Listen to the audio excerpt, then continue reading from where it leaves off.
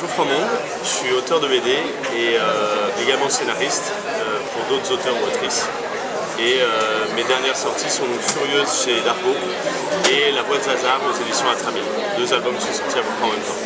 J'ai toujours fait de la BD depuis tout petit, donc j'en suis arrivé à être auteur professionnel en passant par la case des blogs BD dans les années 2000 qui m'ont un peu permis de créer un public, puis d'intéresser les éditeurs, de faire partie d'une communauté assez créative.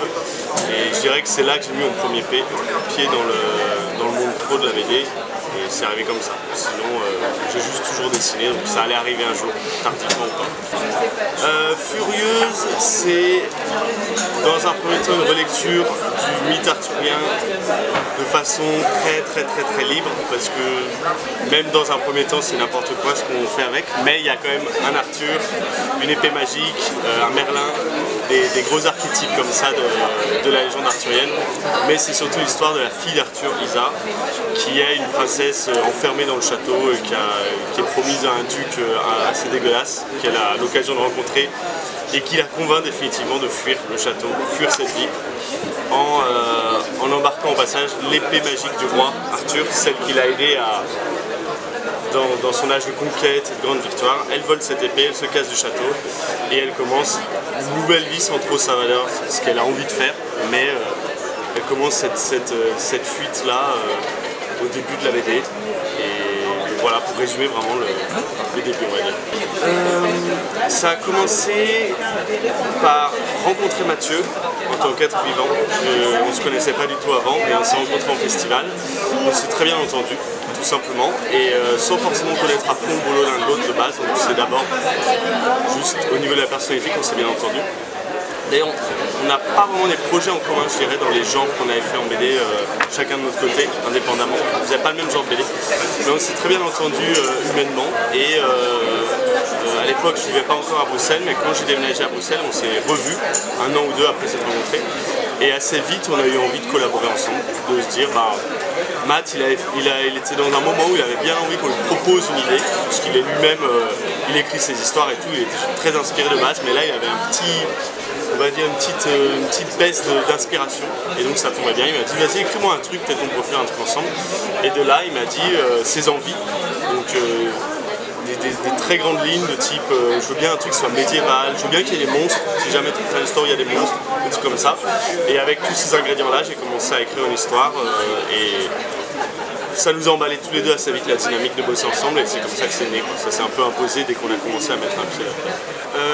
À la base, c'était ma plus grande crainte sur cette façon de diviser le travail, de plus avoir la main sur le graphisme.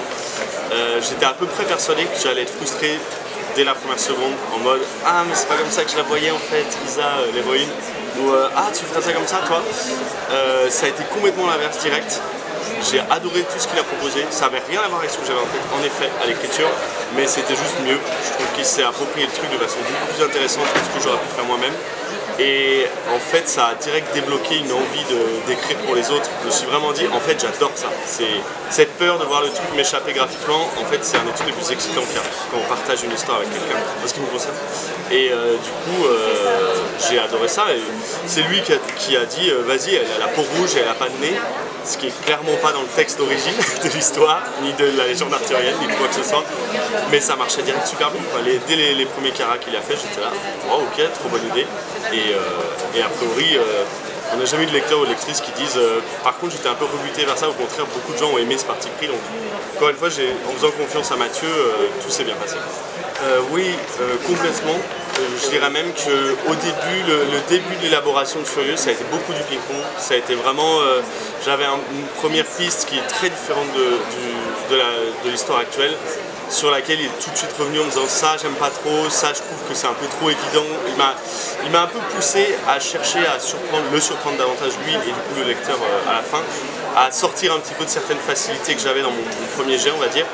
Et sans ça, clairement, Furieuse ne serait pas aussi développé qu'il l'est actuellement. Et donc il y avait beaucoup de ça. Graphiquement, il y a eu aussi du ping-pong, mais moindre, parce que ce qu'il a proposé était assez solide directement. Donc c'était plus l'aider à choisir entre trois trucs qu'il avait fait de toute façon. Sur le récit, il y a quand même eu un plus gros partage initialement. Et au bout d'un moment, quand on a vraiment défini le truc, là, j'ai été solo pour vraiment écrire l'histoire dans le détail, les dialogues, etc. Et là, ça a plus trop bougé. Mais c'est vrai qu'au début, c'était vachement inspirant de partager sur cette étape-là. Pas d'être dans mon coin et de fournir un truc tout de suite. À la base, ça, c'était une question que je faisais pendant l'écriture, c'est-à-dire qu'on n'était pas direct parti sur c'est Arthur, c'est Merlin, etc. C'est comme ça que j'avais écrit le premier jet, mais presque pour que Matt comprenne où je veux en venir. C'était vraiment en mode, ah bah c'est l'histoire, il y a un roi, voilà, un roi Arthur, il y aura un magicien très puissant, bah, c'est Merlin. Et je disais ça vraiment sans du tout me dire, ça va être ça la BD qu'on fait. Mais c'était des archétypes. Et en fait, au fur et à mesure que l'histoire s'est développée et qu'on a créé des persos originaux, donc Lisa, le duc, Claude, tout ça, ça n'a rien à voir avec la légende arthurienne et c'est un peu les persos principaux de l'histoire.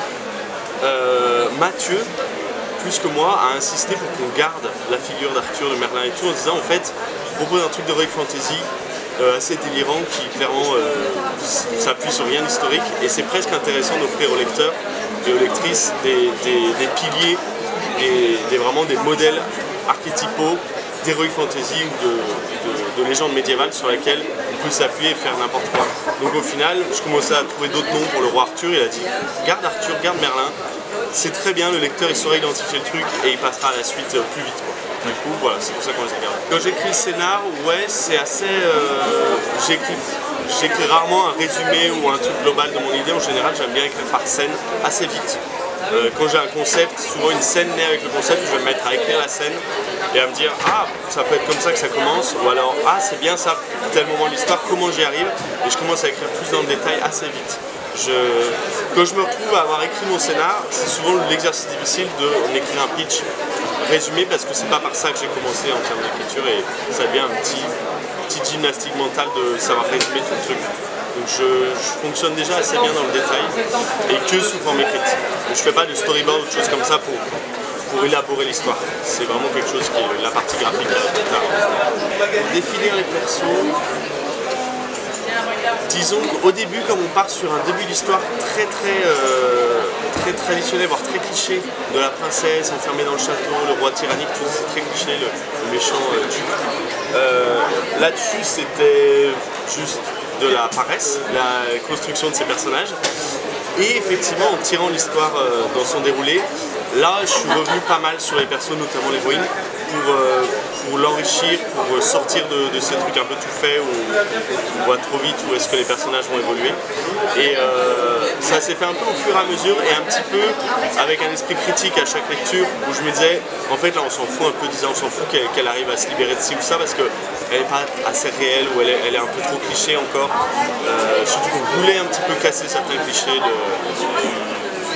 du modèle de l'héroïne dans l'heroic fantasy, donc il fallait aussi qu'on se pose dessus sérieusement et qu'on se dise qu'est-ce que les gens ont moins vu dans ce registre-là.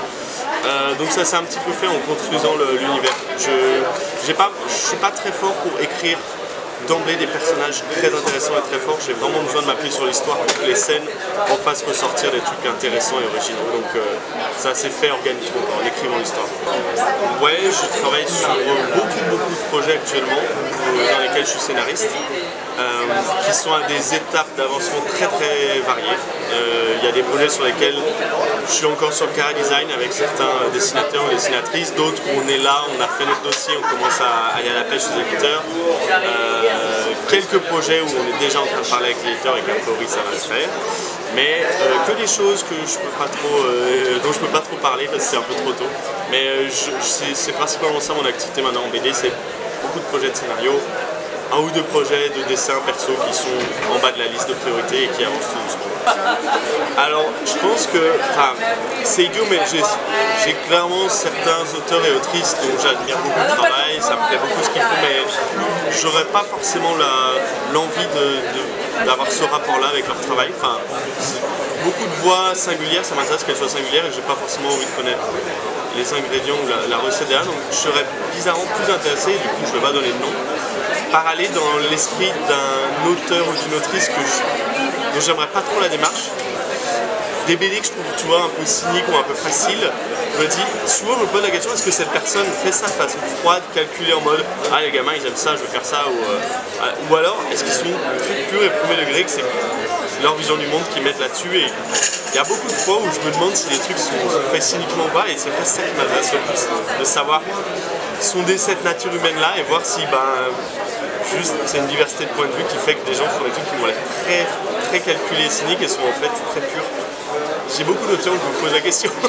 Donc je pense que c'est ce genre de profil que je choisirais.